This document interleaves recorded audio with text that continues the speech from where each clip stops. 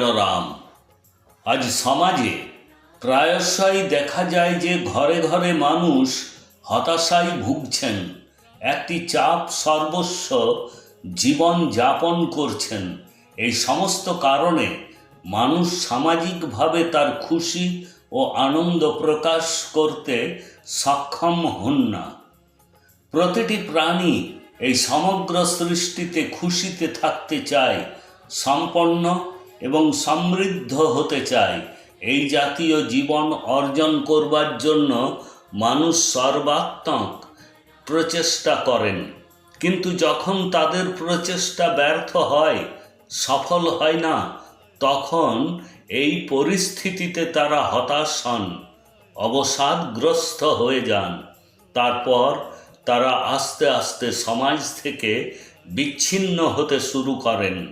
তারা তাদের আশা আকাঙ্ক্ষা খুশি প্রকাশ করেন না। এখন প্রশ্ন হচ্ছে, এই জাতীয় পরিস্থিতি থেকে বেরিয়ে আসার উপায় কি? এর জন্য একটি উপায় রয়েছে, তা হল আধ্যাত্মিক অনুশীলন অর্জন। যা অর্জনের জন্য সেরা মাধ্যম হল রামনারায়ণ রাম নাম জপ করা। আপনি কিভাবে রামনারায়ণ রাম নামটি জপ করবেন? এর জন্য একটি খুব সহজ সরল উপায় আছে। এই বীজ মন্ত্রটি জপ করবার জন্য কোনো বিশেষ আসনের প্রয়োজন নেই। আপনার প্রতিদিনের কাজ করতে করতেও আপনি এই বীজ মন্ত্রটি জপ করতে পারেন। আপনি কোথাও বসে এক মনে জপ করতে পারেন, অথবা আপনি সৎসঙ্গের মাধ্যমে রামনারায়ণ রাম নামের সাথে সংযোগ স্থাপন করতে পারেন। আজকাল তরুণ প্রজন্মের মধ্যে সহনশীলতা খুব কম। এখনকার যুবকরা কম সময় এবং কম পরিশ্রমের মধ্যে সর্বাধিক সাফল্য অর্জন করতে চায়। যখন এটি সম্ভব হয় না, তখন এই যুবকরা হতাশার শিকার হয়। অতএব বিশেষত আজকের তরুণ প্রজন্মকে অবশ্যই রামনারায়ণ রাম নামের সাথে যোগ দিতে হবে, যাতে তাদের জীবনে কিছুটা ধৈর্য আসতে পারে, সহনশীলতা আসতে পারে। আজ আপনার বিবেককে স্বীকৃতি দেওয়া খুবই গুরুত্বপূর্ণ, কারণ এই বিবেক আপনাকে জীবনের সুখ, শান্তি এবং সাফল্যের পথ দেখায়। আপনার বিবেক যা আপনার মধ্যে চিন্তা ভাবনার অভ্যন্তরীণ শক্তির বিকাশ ঘটায়, এবং এই বিবেক রামনারায়ণ রাম জপ থেকে উদ্ভূত হয়। আমরা যেমন যেমন এই বীজ মন্ত্রটি জপ করি, সেই মতো আমাদের অভ্যন্তরীণ বিবেকের উদ্ভব হয়।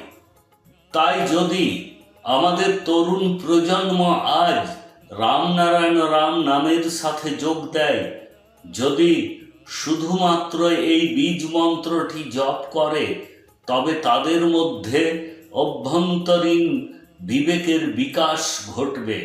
প্রতিটি পিতামাতার উচিত শৈশব থেকেই তাদের সন্তানদেরকে এই শিক্ষায় শিক্ষিত করে তোলা। শৈশবকাল থেকেই রামনারায়ণ রাম নামের সাথে সন্তানদের যুক্ত করার চেষ্টা করা উচিত, যাতে সময়ের সাথে সাথে তাদের মধ্যে বিবেকের বিকাশ ঘটতে শুরু হয়। 50,000 কোটি আত্মা প্রতিটি মানব দেহের অভ্যন্তরে বাস করে। আমরা সকলেই দিনে 2-3 বার খাবার খাই, যা থেকে আমরা তৃপ্তি পাই। তবে আপনি কখনো ভেবে দেখেছেন কি, আমাদের মধ্যে যে 50,000 কোটি আত্মা রয়েছে, তারা কি খায়? যদি তারা খাবার না পায়, তবে তারা ভিতরে ভিতরে মারা যেতে থাকবে। তাহলে শেষ পর্যন্ত কি হবে? আমাদের শরীরের এই 50,000 কোটি আত্মার শক্তি শেষ হয়ে যাবে, যার কারণে আমরা দুর্বল হয়ে যাব। আমাদের মস্তিষ্ক কাজ করবে না।